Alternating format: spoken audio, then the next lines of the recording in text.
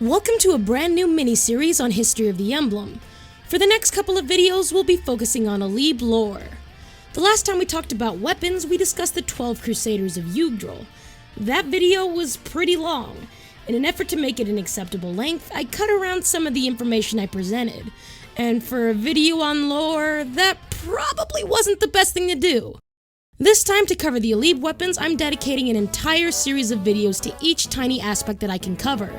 Today, we are starting right at the beginning. Welcome to History of the Emblem, the Scouring.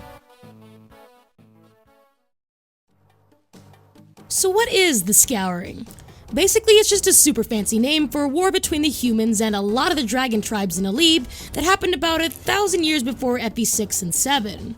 What was the point of the war? Well, nobody really knows, and it's never really explained. We'll get along very well. One thing's for sure, the humans were not happy with the dragons at all and declared the fiercest war the world had ever seen at that point. The fighting continued for multiple generations, and the humans continued to have the upper hand. Dragons just couldn't produce fast enough to keep up with the number of soldiers humans were throwing at them.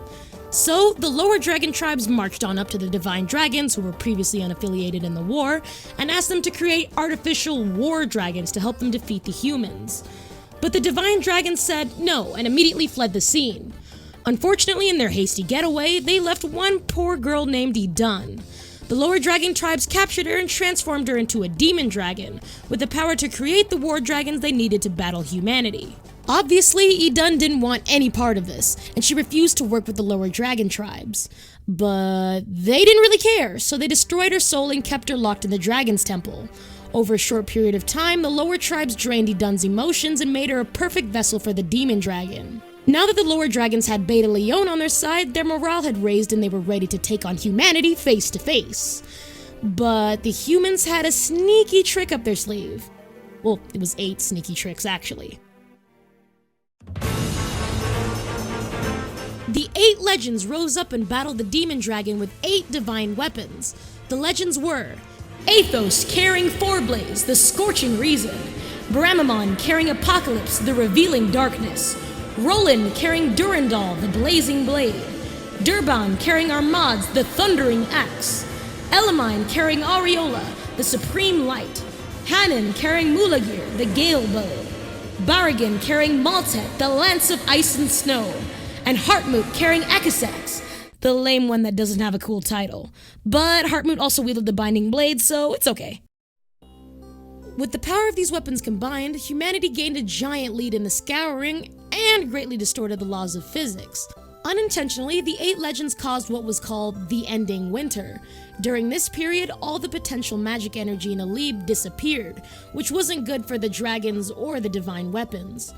Dragons were forced to steal their power into dragon stones to survive, and the divine weapons greatly lost their power. However, this was not a hindrance for humanity, since the dragons had already lost their leader.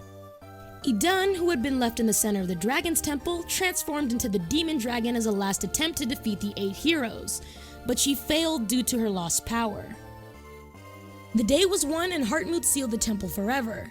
However, the temple locked with one specific dragon still inside, and this would later come back to haunt the world of Elibe. But mankind won the Scouring overall. Any dragons left over were found and killed, and the legendary weapons are safely sealed across the land. And everyone lived happily ever after. Except they didn't. Oh-ho! Most of the weapons are used again to defeat the evil Lord Nurgle and the Blazing Blade. My arm is singing! And all of them appeared during the events of the Binding Blade. Took 'em too lightly. But let's not get too ahead of ourselves here. That is more information for future videos in this series. So now we have 8 legendary heroes and 9 weapons. Where do we go from here? Well, next time on History of the Emblem, we cover each weapon more in depth, starting with Durandal and the Binding Blade. Stay tuned for that.